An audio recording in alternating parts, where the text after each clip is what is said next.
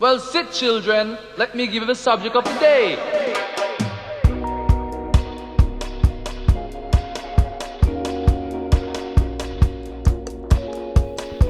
Ladies and gentlemen, welcome back to the Natural Effect Podcast. I'm Nate, and today we have the organic output for the Drew interview. So yeah, you guys saw the interview with Drew. It was pretty fun. Lots of questions, lots of cool answers, lots of controversy, especially on Instagram and in the comments section. So yeah, I'm here to talk about everything, clear it up. We're definitely going to do a part 2 to the interview with Drew. And I've got a lot of streams coming up with Drew, so make sure you're watching out on mine and Drew's stream on Twitch and probably be on YouTube as well. But yeah, let's get through it. So yeah, I asked Drew what's the highest he's ever been, and you guys heard him. He had like 8,000 milligrams of an edible. Well, it was a THC syrup that time on the plane, and basically he thought he was flying off after a small nap that he had, but that small nap actually happened to be a long sleep. So yeah, he fell asleep the whole journey and never remembered nothing. And yeah, that was the highest he's ever been. The highest I've ever been, I have 2 moments of the highest I've ever been. One was, again, a liquid drink. So it wasn't no lean or THC syrup or nothing like that. But when I was with my ex-partner and I used to work for him at the cottage, at the organic vegan place,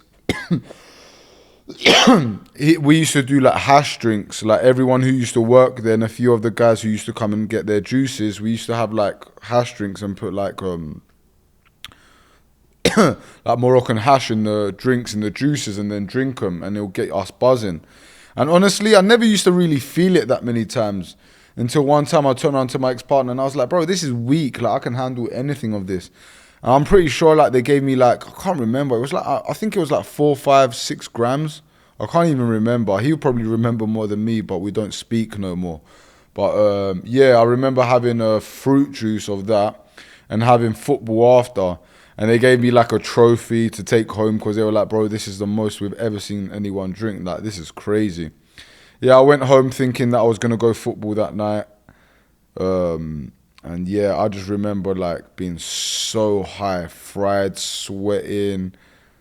Yeah, I never felt like that before till that time.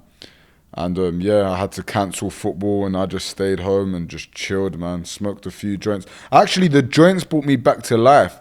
I feel like edibles is just a different level, especially when you go hard. And I felt like smoking the weed just brought me back to my reality and my normal self. But yeah, for about 6, 7 hours, I was definitely fried. Definitely couldn't have played football, for sure. And the second time, actually, is I was actually making content with Trev. Trevor's obviously part of the team, part of the squad. He's the producer and the video guy. Big up Trevor, he's my guy. And yeah, Trev came to mine and we were meant to create different kind of content. And I don't know why, the most stupid thing for me to do, I started off with a dab. And I was like, yeah, let me do a fat dab and then we can create some content after. What the fuck was I thinking? That 1.4 dab I had it on a terp slurper without a temp reader. It was overly hot. And dabbing that 1.5 grams nearly, honestly, that was the highest I've ever been. And honestly, I just had to say to Trev, you're going to have to go home, bro. Like, there's no way I can make content now. As soon as Trev left, I remember just hitting the sack. I had to sleep, man. I felt fucked. And that's probably the 2 most times I've been high in my life. So yeah, let's go on to Cali vs the UK. That's the stuff that got a lot of talks and a lot of controversy. Let me ash this donut. Don't know if you guys will be able to see from there. Oh yeah, you probably will, but you can't. You'll see it now. There it is. There's the hole. So yeah, Cali. Cali vs UK. So don't get me wrong, yeah. The UK has tons and tons of talent, tons of great growers, tons of good phenos, good strains. But what you guys don't have is you don't have the environment, especially when dealing with illegal grow, you know? It's so hard to keep the environment the same as here in Cali. The freedom in general, just the freedom, not having to worry about police officers, helicopters, neighbors, thieves, like all that comes in the UK is definitely going to take an effect on the product, you know, and even majority of people in the UK rush the product. Not all of them, you know. I know the guys that want to keep the quality up and not rushing it. But a lot of people rush it because of the fact of it being illegal and worrying. And even that, you know, that whole energy. I feel like plants, because they're living things as well, they're living things, they actually can feel energy. And you being fearful around them, I think, plays a part as well. Same way, like, you know, there's proof that if you play music to your plants, it will help them. Like, you know, when it's like positive, vibrational music. And yeah, just the freedom in general. I think that's why Cali's better. Also, we're just ahead of the game for so many years. Like, you know, California has been the mecca of cannabis forever. So just that fact that it's always, just the fact that we were always the mecca and things are always improving year after year, people improving. Like, obviously everywhere people improve, but just the fact that we had that go ahead and that head start, I think Cali's always going to be the best. So even though I think UK can produce flower and products that's just as fire as Cali, I think it's not going to have the quantity. And honestly, if you compare it head to head all the time, Cali's going to win, man. That's the truth. And that's the facts. And that's why people still smoke Cali and Cali still ask for. Not only because there's not enough UK to go around, but a lot of times UK's not consistent. So yeah, Cali vs UK. I'm sorry to my British people. Look, we are the best consumers in the world. We understand cannabis on a whole different level to the Americans, even the people here in California. Don't get me wrong, big but, California is the mecca of cannabis, okay, for producing. Anyway, we're going on to growing in different mediums. So that was another thing that was very controversial when interviewing Drew, especially on the comments after on the Instagram channels, because Drew came out and said he feels like basically the reason why the levels of the UK have upped is because people are copying the cocoa method, the hydro method, doing it with raw salts, right? And as you guys saw on the interview, I kind of disagreed with him there and then, like, which is funny because you get tons of, like, you know, weird ass people in the comment section on YouTube saying like, "Oh, these guys are clueless." Well, I'm definitely not clueless because I've probably grown more herb than majority, 99.9% of people in the UK, and I know what fire is, and I've dealt with all different kind of mediums. Me, myself, am I the best grower? No, but I've always had teams and people growing for me. I've always been able to tell you what's the best herb. And I understand cannabis. I like to think so anyway. So, yeah, I do believe growing in soil is the optimum way of growing for flavor, for taste, for even naturalness, you know. Naturally, you know, plants should be grown in soil. That's what God gave us to grow in. But yeah, I do kind of get what Drew was kind of trying to say. I don't think he executed what he was trying to say perfectly, and he was misunderstood. But what I think he was trying to say is it's easier to grow in with salts in those mediums rather than soil.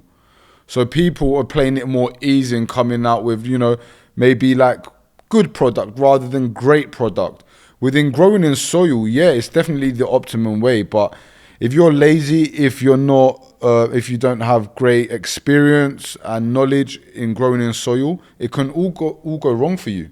You know, it can all go wrong for you. And work the other way around and actually end up in you having poor product. So I kind of get what he was trying to say. But yeah, like preferably me, I like to smoke soil the best. But don't get me wrong, have I seen lots of product that's grown with salts, cocoa and in hydro taste fire? Yeah, I have. Not necessarily just because something is soil is going to be better than something that's not. It doesn't work like that. Also, what are you feeding it in soil? Is it no-till? Are you feeding it teas? Are you making sure that you're giving it natural predators or ladybirds, or even if you are spraying it, you spraying it with something that's organic? Or you know, there's so many elements to growing. It's not just down to the medium. It's not just down to if it's white ash or not white ash. There's so many things that go with it. And, you know, great growers understand this. A plant is not a sprint, it's a marathon, you know? You can, one little thing you can fuck up on can determine your product at the end with cannabis. Like the best product I've seen in cannabis is when the plant goes as from the least stress as possible, everything's consistent, and everything's done perfectly. Anyway, we're going to go to old school strains that we miss, because you guys heard that, you know, Drew hates haze. And, you know, Drew's quite younger than me. And you had a lot of guys agreeing with Drew as well. Like a lot of people were like, yeah, fuck haze, I hate haze, gives me anxiety, not for me. And you had a lot of guys like me on the other spectrum, especially guys a little bit older, who were like, bro, what are these guys talking about? There were so many hazes that we loved, that were amazing, you know, that wish we could bring back. So yeah, I'm going to name not just hazes, but I'm going to name some old school strains that I miss personally.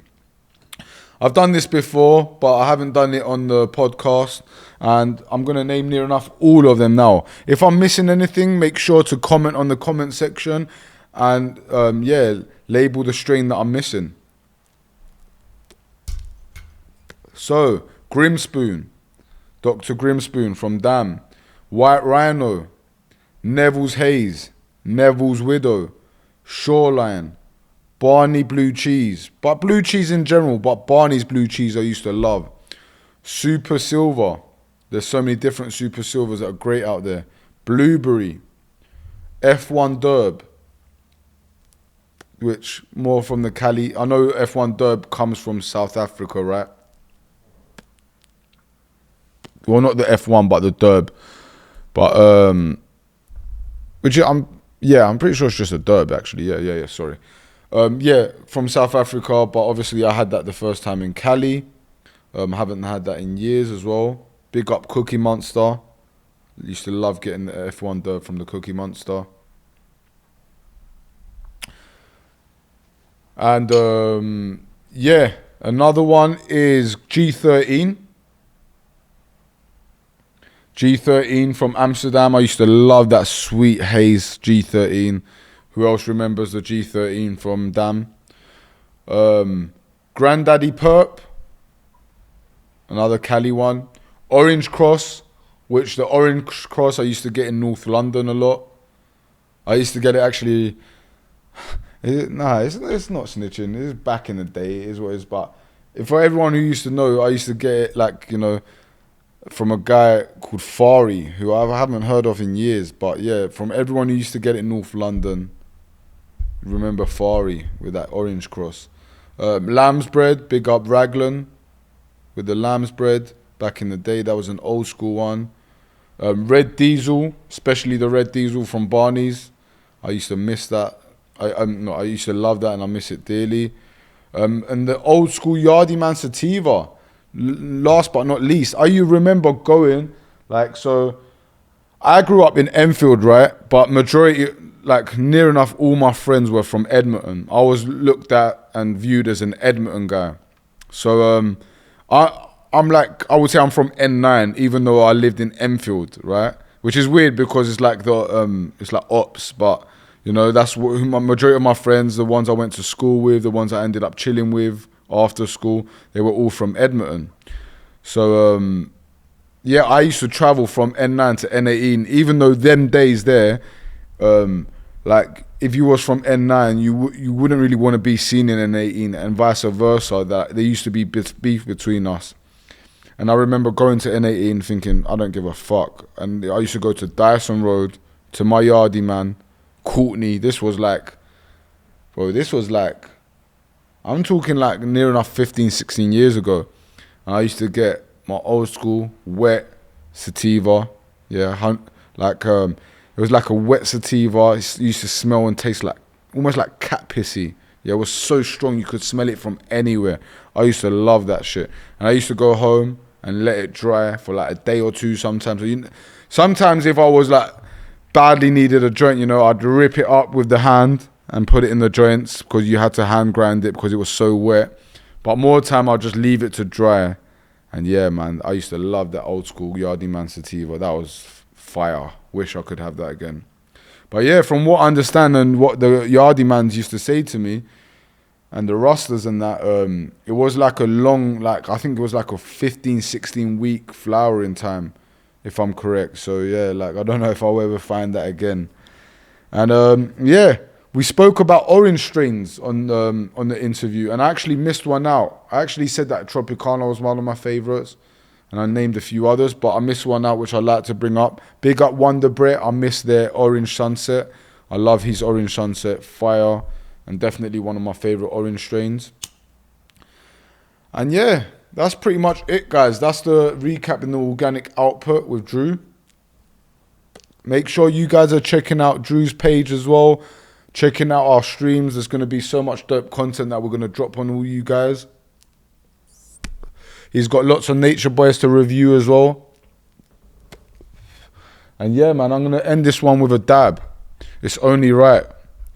Some Poseidon's Pearls, Papanana, which is the straw nana across the papaya. I'm actually going to go with a cold start because if I was here doing a hot start, would be here forever, right? And yeah, guys, I wish you a great day, evening, wherever you are. And yeah, have a dab on me. If you dab, if you don't dab, have a joint. If you don't smoke, that's great too, man. Be high on life. I'm high on life as well, but I like to get high on THC as well, I can't lie. And terps. Oh shit. Okay.